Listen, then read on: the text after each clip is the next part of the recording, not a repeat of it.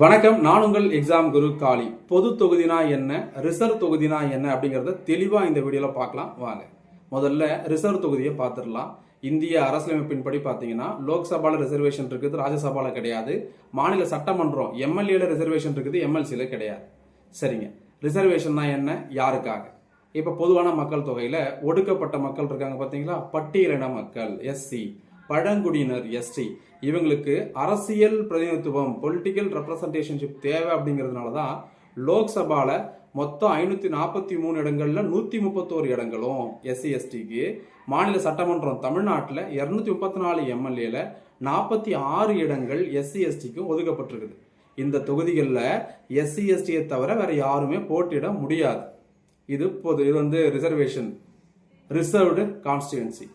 மற்றது பார்த்தீங்கன்னா general constituency, பொது தொகுதி. பொது தொகுதின்றது எல்லாரும் போட்டியிடலாம், அங்கே எஸ்சி எஸ்டியும் போட்டியிடலாம். இதுதான் இதுக்கு ரெண்டுத்துக்கு இருக்கக்கூடிய வித்தியாசம்.